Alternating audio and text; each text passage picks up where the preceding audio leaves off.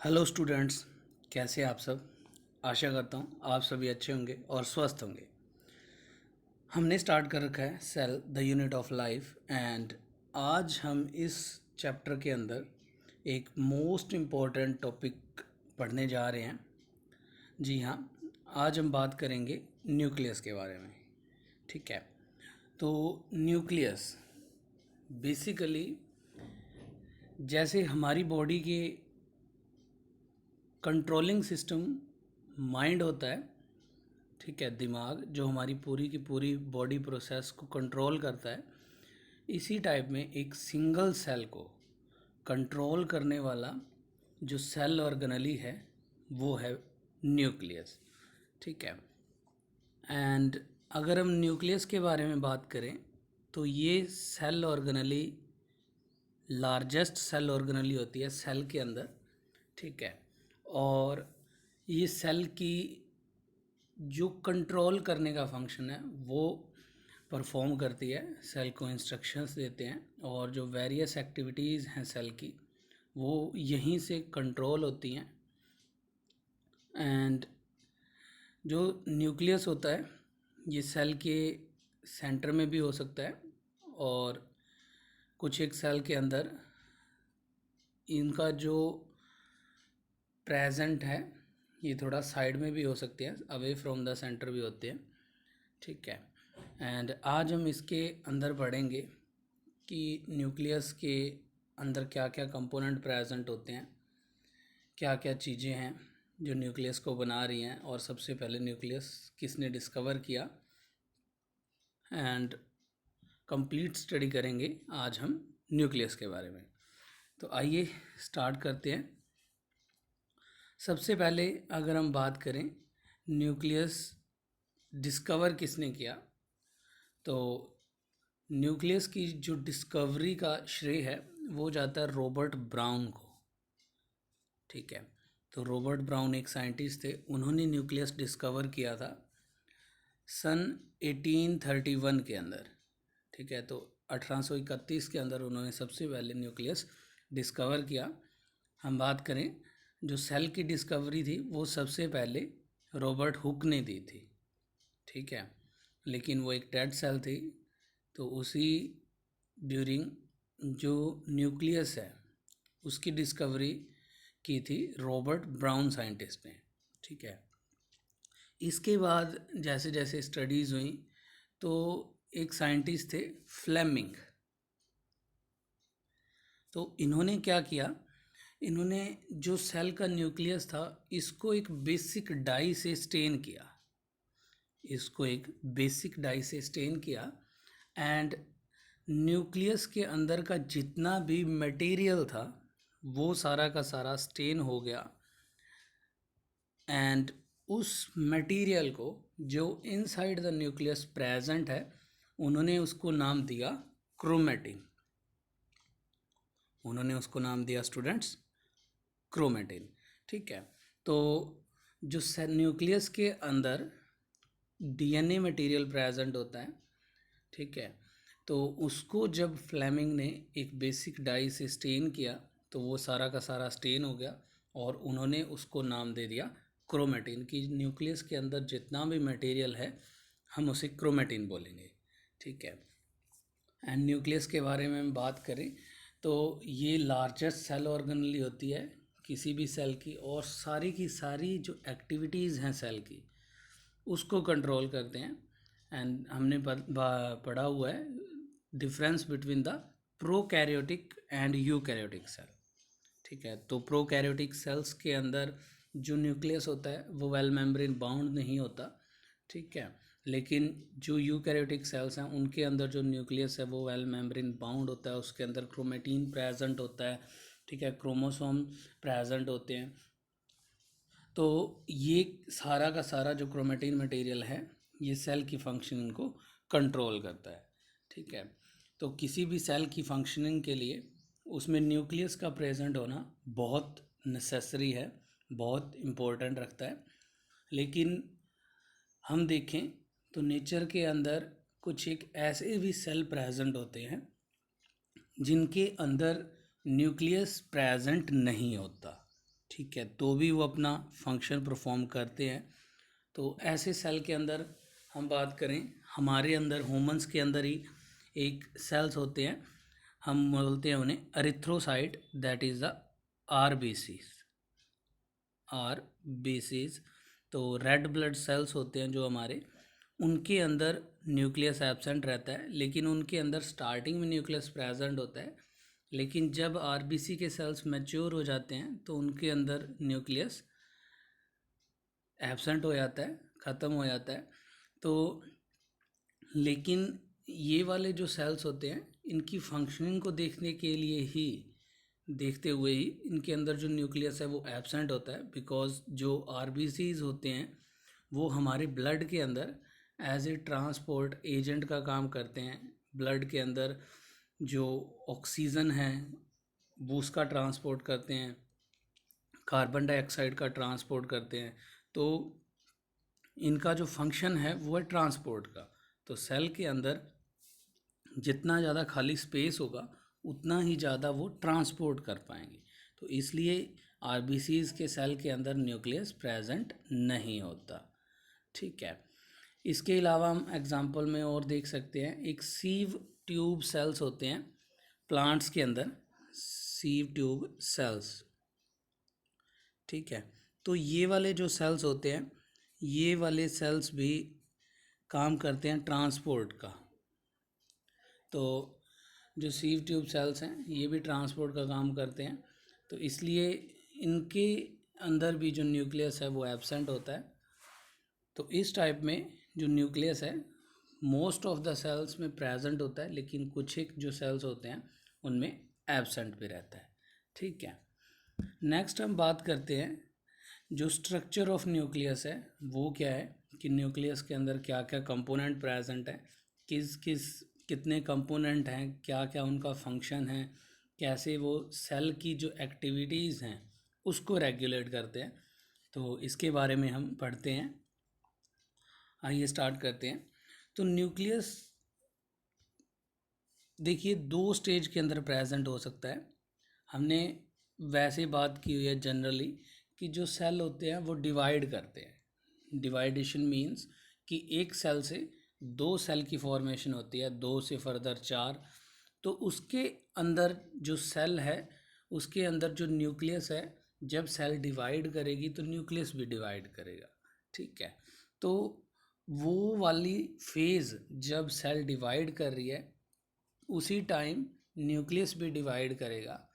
तो वो वाला जो फेस है हम बोलते हैं उसे सेल डिवीज़न फेस। ठीक है, कि जिस टाइम पे डिवीज़न हो रही है, न्यूक्लियस को डिवाइड करना है, तो वो वाला फेस हो जाएगा सेल डिवीज़न फेस। लेकिन इसके अलावा जितना भी टाइम है जब सेल डिवाइड नहीं कर रही, तो उस फेस को, उस टाइम पीरियड को हम बोलते हैं इंटरफेस। हम उसे बोलते हैं इंटरफेस। एंड उस इंटरफेस के during, that is the non dividing period of the cell, तो उस फेस के ड्यूरिंग, उस पीरियड के ड्यूरिंग जो न्यूक्लियस है हम उसे नाम देते हैं इंटरफेस न्यूक्लियस। ठीक है, तो इंटरफेस क्या हुआ कि जब नॉन डिवाइडिंग फेस है एक सेल का, हम उसे इंटरफेस बोल रहे हैं, लेकिन उस टाइम पे जो न्यूक्लियस है हम उसे बोल देंगे इंटरफेस न्यूक्लियस। ठीक है, क्योंकि हम किसी भी जो सेल ऑर्गेनली है या किसी भी सब्सटेंस का स्ट्रक्चर तभी अच्छे से देख सकते हैं जब वो स्टेबल हो। ठीक है, लेकिन जब वो डिवाइड कर रहा है तब हम उसका स्ट्रक्चर अच्छे से नहीं देख सकते। ठीक है, तो इसके लिए हम न्यूक्लियस का जो स्ट्रक्चर है वो देखते हैं इंटरफेस के अंदर। उस फेस के अंदर न्यूक्लियस कंप्लीट होता है और उसके अंदर जो जो भी हमारे पास कंपोनेंट हैं वो हमें अच्छे से विजिबल होते हैं। तो इसलिए हम न्यूक्लियस को देखते हैं इंटरफेस न्यूक्लियस, इंटरफेस के टाइम पीरियड के अंदर। तो इस इंटरफेस के ड्यूरिंग हमें जो न्यूक्लियस है उसके अंदर बेसिकली चार चीज़ें दिखाई देती हैं। Firstly nuclear envelope. ठीक है, कि जो न्यूक्लियस है इसके बाहर, एनवलप मीन्स कवरिंग, तो इसके बाहर हमें एक कवरिंग दिखाई देगी जिसे हम न्यूक्लियर मेम्ब्रेन भी बोलते हैं, जो यूकैरियोटिक सेल यूकैरियोटिक सेल के न्यूक्लियस को, that is the eukaryotic nucleus, उसको एक अलग जो हस्ती है वो बनाती है। मीन्स उसकी एक अलग शेप होगी, एक अलग साइज़ होगा हैं, और वो साइटोप्लाज्म से डिफ्रेंशिएट होगी। बिकॉज जहाँ पे भी कोई मेम्ब्रेन प्रेजेंट होती है वो मेम्ब्रेन वर्क करती है एज ए दीवार। ठीक है, तो जैसे एक दीवार एक जो रूम है अगर हम बात करें उसको बाकी सब घर से अलग कर देगी, तो इसी टाइप में जो न्यूक्लियर मेम्ब्रेन है, न्यूक्लियर एनवलप है, ये न्यूक्लियस को एक अलग शेप साइज स्ट्रक्चर देगा, सेल ऑर्गेनेली के रूप में इसे पहचान मिलेगी। ठीक है, सेकंड कंपोनेंट हम देखें तो न्यूक्लियोप्लाज्म। ठीक है, तो nucleo means nucleus, plasm means जैसे साइटोप्लाज्म मीन्स मैट्रिक्स मीन्स एक फ्लूइड। तो न्यूक्लियस के अंदर भी जब हम उसका स्ट्रक्चर देखते हैं तो हमें दिखाई देता है कि उसके अंदर भी एक फ्लूइड प्रेजेंट है। ठीक है, तो मेम्ब्रेन बाउंड है, हमने अभी बात की न्यूक्लियर मेम्ब्रेन प्रेजेंट है, उसके अंदर प्रेजेंट है एक फ्लूइड, तो हम उसे नाम देते हैं न्यूक्लियोप्लाज्म। ठीक है, तो न्यूक्लियोप्लाज्म क्या हो गया, सिंपल कि न्यूक्लियस का जो फ्लूइड है। ठीक है, थर्डली हमें दिखाई देते हैं न्यूक्लियोलस। ठीक है, न्यूक्लियोलस क्या होते हैं, तो जब हम एक न्यूक्लियस को अच्छे से स्टडी करें तो हमें उसके अंदर एक डार्कली कलर बॉडी सी दिखाई देती है जिसे हम नाम देते हैं न्यूक्लियोलस। ठीक है, हम इसके बारे में अभी आगे कंप्लीट स्टडी करेंगे, क्या होते हैं इनकी फंक्शनिंग, हर एक जो कंपोनेंट है हमारे चारों के चारों हम इनको डिटेल में स्टडी करने जा रहे हैं। एंड चौथा जो हमारा कंपोनेंट है वो होता है क्रोमेटिन। ठीक है, तो हमें दिखाई देता है कि जब हमारे पास इंटरफेस न्यूक्लियस प्रेजेंट होता है तो इसके अंदर जो बेसिक डाई से जब हम इसे स्टेन करते हैं तो हमें मिलता है क्रोमेटिन। बहुत सा एक थ्रेड लाइक स्ट्रक्चर प्रेजेंट होते हैं, जैसे धागा होता है और उलझा हुआ धागा होता है, जैसे कि आप फिगर के अंदर देख रहे हैं कि बहुत ही माइन्यूट से स्ट्रक्चर प्रेजेंट है थ्रेड लाइक और उलझा सा हुआ है। ठीक है, उसको हम बोलते हैं chromatin. That is the nucleus का जो मटेरियल है, दैट इज़ द डीएनए। ठीक है, तो डीएनए कंटेंट लेकिन वो बिखरा हुआ है, उलझा हुआ है, स्मॉल थ्रेड्स की फॉर्म में प्रेजेंट है, इलोंगेटेड है। ठीक है, तो हम उसे नाम दे देते हैं क्रोमेटिन। तो ये है हमारे पास चार कंपोनेंट एक न्यूक्लियस के ड्यूरिंग इंटरफेस। ठीक है, first is the nuclear envelope, that is the nuclear membrane. ठीक है, सेकंड न्यूक्लियोप्लाज्म, न्यूक्लियस के अंदर का फ्लूइड हो जाएगा। Third nucleolus, and fourth is the DNA material, that is the chromatin. तो आइए अब हम इन कंपोनेंट की डिटेल स्टडी करेंगे वन बाय वन कि न्यूक्लियर एनवलप के अंदर क्या प्रेजेंट है, न्यूक्लियोलस क्या है, उसकी क्या फंक्शन है, कंप्लीट चारों कंपोनेंट के बारे में हम स्टडी करेंगे। तो इस टाइप में हमारा न्यूक्लियस कंप्लीट हो जाएगा। ठीक है, तो फर्स्टली हम बात करते हैं न्यूक्लियर एनवेलप की। तो न्यूक्लियर एनवलप, इसे सेकेंडली हम नाम देते हैं न्यूक्लियर मेम्ब्रेन। ठीक है, एनवलप मीन्स कवरिंग, तो कवरिंग मीन्स मेम्ब्रेन। तो न्यूक्लियस के अराउंड एक कवरिंग प्रेजेंट होती है, एक मेम्ब्रेन प्रेजेंट होती है जो न्यूक्लियस को एक अलग शेप साइज स्ट्रक्चर प्रोवाइड करती है और साइटोप्लाज्म से अलग करती है। ठीक है, एंड जो न्यूक्लियर मेम्ब्रेन होगी इसके आउटसाइड बाहर साइटोप्लाज्म प्रेजेंट होगा और अंदर न्यूक्लियोप्लाज्म प्रेजेंट होगा जो न्यूक्लियस का फ्लूइड है। ठीक है, तो न्यूक्लियस मेम्ब्रेन है जो न्यूक्लियर मेम्ब्रेन, अगर हम इसको देखें तो ये क्या है, it is bound the nucleus, nucleus को बाउंड करती है on the outside and separate it from the cytoplasm. Nucleus को बाउंड करके उसको साइटोप्लाज्म से अलग कर रही है। ठीक है, और जो न्यूक्लियर मेम्ब्रेन होती है ये टू मेम्ब्रेन से बनी होती है, ये एक टू मेम्ब्रेन स्ट्रक्चर है। तो इसके अंदर जो बाहर मेम्ब्रेन प्रेजेंट है हम उसे बोलते हैं आउटर मेम्ब्रेन, और जो अंदर की मेम्ब्रेन है हम उसे बोलते हैं इनर मेम्ब्रेन। तो आप फिगर के अंदर देखिए, यहाँ पे देखिए INM, इनर न्यूक्लियर मेम्ब्रेन, ठीक है, इंदर वाली होगी। और ONM शो कर रखा है, that is the outer nuclear membrane, जो बाहर की साइड पे है हम उसे बोलते हैं आउटर न्यूक्लियर मेम्ब्रेन, एंड जो अंदर वाली है हम उसे बोलते हैं इनर न्यूक्लियर मेम्ब्रेन। तो दो मेम्ब्रेन से बना हुआ है न्यूक्लियर मेम्ब्रेन, ठीक है। नेक्स्ट हम देखें तो जो न्यूक्लियर मेम्ब्रेन है अंदर वाली, वो होती है स्मूथ, मींस उसके ऊपर कुछ भी प्रेजेंट नहीं होता, सिर्फ मेम्ब्रेन होती है।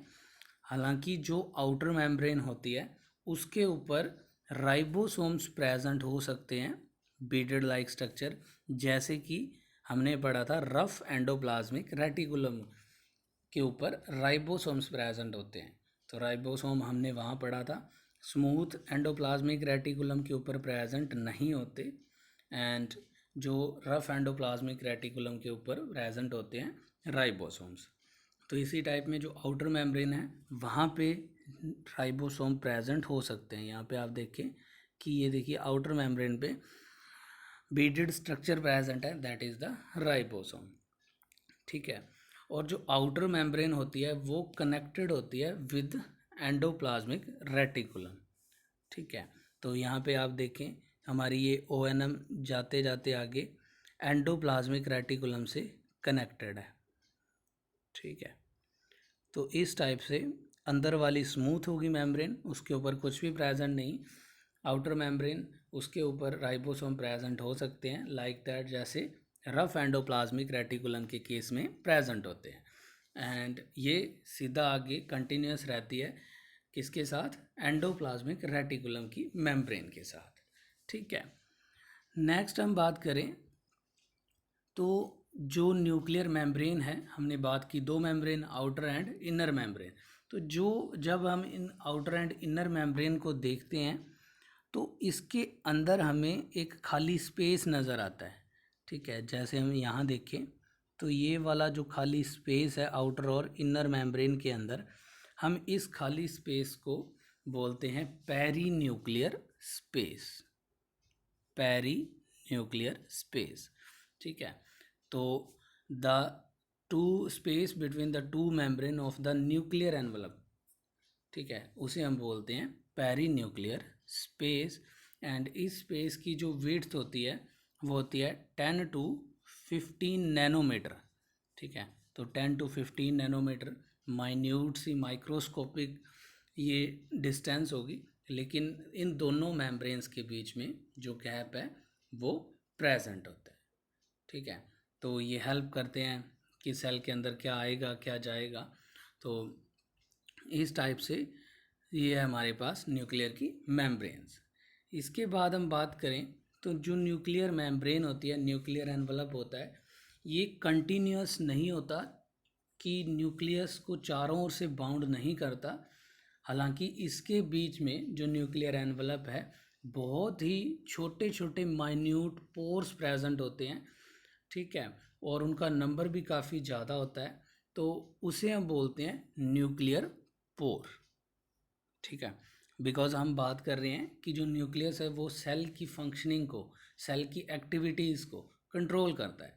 तो अगर उसकी जो मेम्ब्रेन है that is the nuclear membrane, वो चारों ओर से उसको कवर कर लेगी तो उसका सेल के साथ कनेक्शन ही नहीं रहेगा।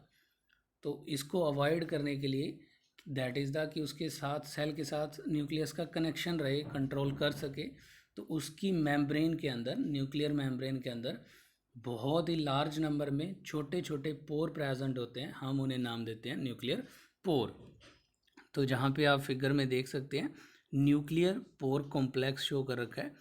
तो जो न्यूक्लियर मेम्ब्रेन है वो कंटिन्यूस ना होके उसके बीच में क्या है, सेपरेशन है। सेपरेशन मीन्स पोर प्रेजेंट है जो उसको डिवाइड कर रहे हैं, ठीक है।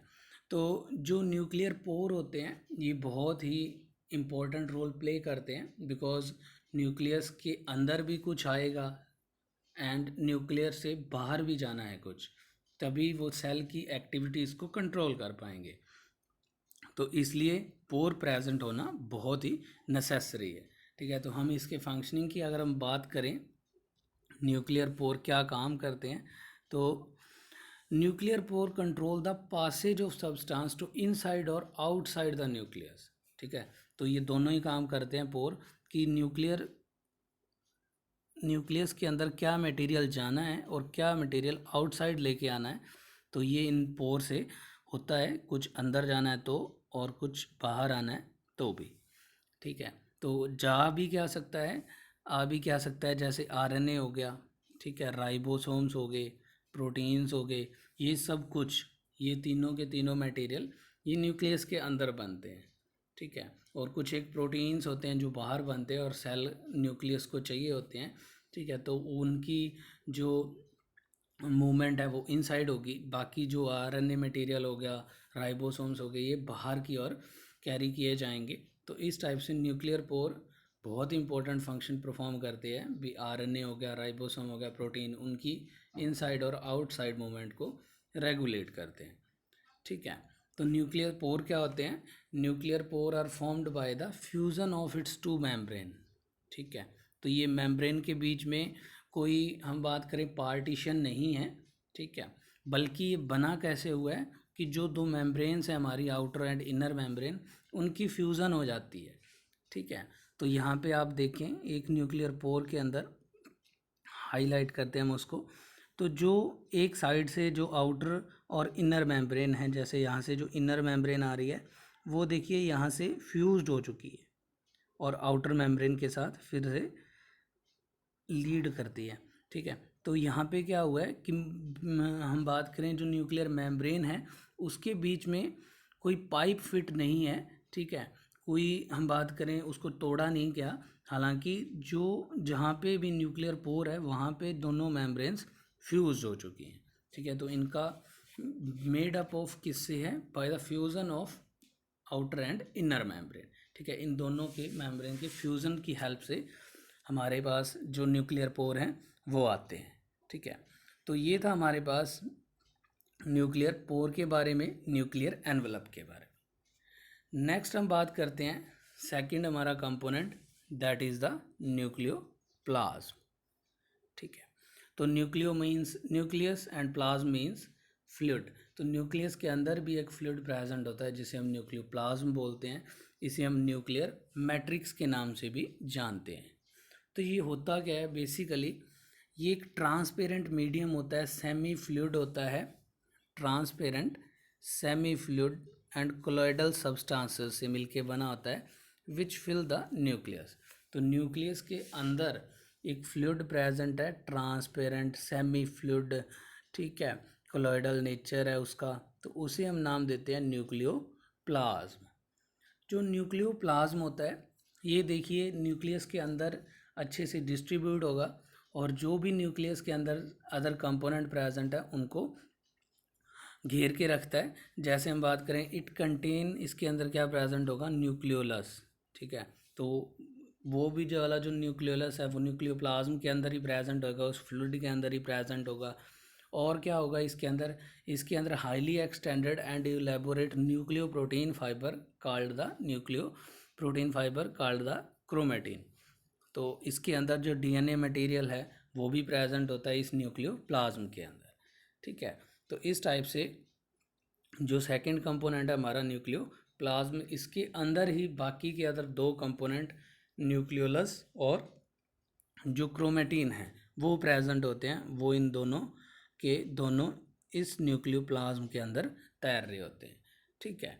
तो इसे हम न्यूक्लियर मैट्रिक्स भी बोलते हैं या फिर न्यूक्लियर प्लाज्म बोलते हैं। ठीक है। तो ये है हमारे पास सेकंड कंपोनेंट न्यूक्लियोप्लाज्म। नेक्स्ट हम बात करते हैं third component, that is the nucleolus. ठीक है। न्यूक्लियोलस। तो न्यूक्लियोलस क्या होता है, ये इसे हम सिंगुलर में न्यूक्लियोलस बोलते हैं बेटा। ठीक है। और प्लूरल में हम इसे नाम देते हैं न्यूक्लियोलाई। ठीक है, न्यूक्लाई।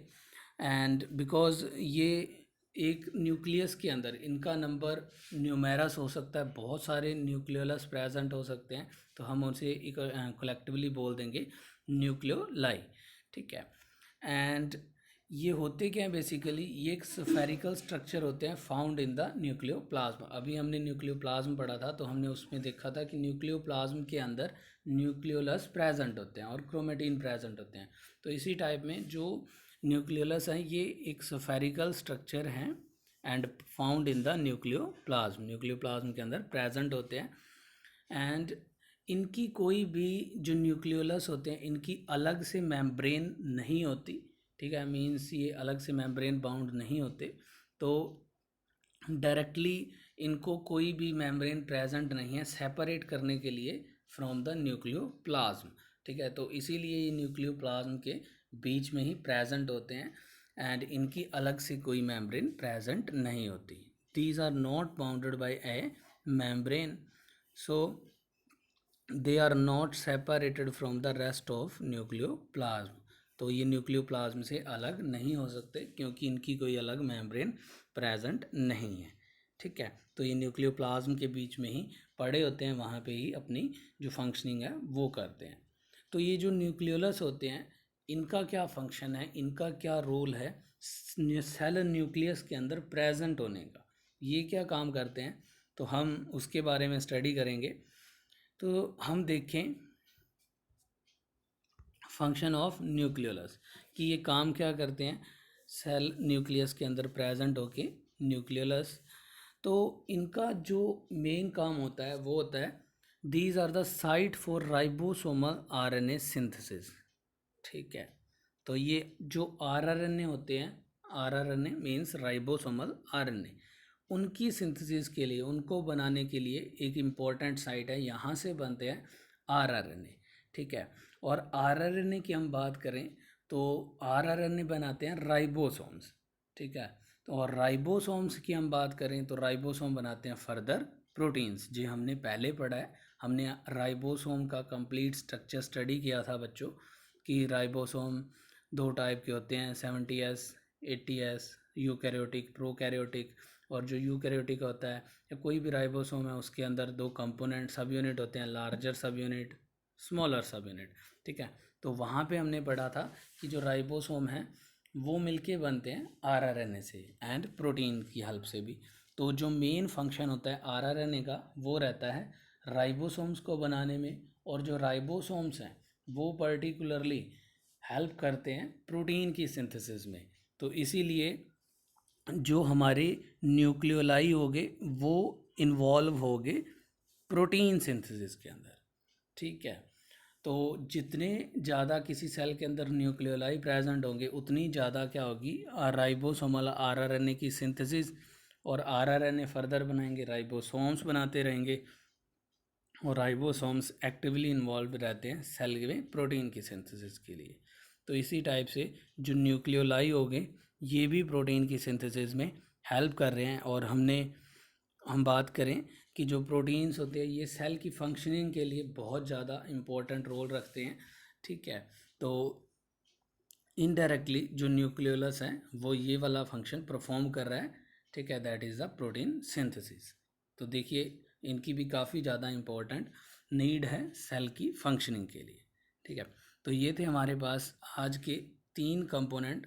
फोर्थ हम बात करें तो फोर्थ है हमारे पास क्रोमोसोम एंड क्रोमेटिन, ठीक है, कि सेल न्यूक्लियस के अंदर, सेल न्यूक्लियस के अंदर जो हाईली एक्सटेंडेड और जो थ्रेड लाइक पोर्शन है दैट इज़ द डीएनए, हम उसे नाम देते हैं क्रोमेटिन, ठीक है। और क्रोमेटिन ही फर्दर कंडेंस होके बनाते हैं क्रोमोसोम। इसके बारे में हम कंप्लीट स्टडी करेंगे नेक्स्ट वीडियो लेक्चर के अंदर, ठीक है। तो आज हमने 3 कंपोनेंट स्टडी किए, एक न्यूक्लियस के, फर्स्टली हमने बात की न्यूक्लियर मेम्ब्रेन की, ठीक है, कि न्यूक्लियर के अराउंड एक मेम्ब्रेन प्रेजेंट है और उसके हेल्प से उसमें पोर प्रेजेंट होते हैं, वो क्या काम करते हैं हमने वो भी कंप्लीट स्टडी किया न्यूक्लियर एनवलप के बारे में। सेकंड हमने स्टडी किया न्यूक्लियोप्लाज्म के बारे में, that is the nuclear matrix, that is the nuclear fluid, ठीक है, उसके अंदर क्या क्या प्रेजेंट है, उसका क्या काम है, वो हमने देखा। थर्ड हमने एक मोस्ट इम्पॉर्टेंट न्यूक्लियस के अंदर जो एक बॉडी प्रेजेंट है वो हमने स्टडी की, दैट इज़ द न्यूक्लियोलस, ठीक है। न्यूक्लियोलस होता क्या है हमने वो देखा, और फर्दर उसके फंक्शन स्टडी किए।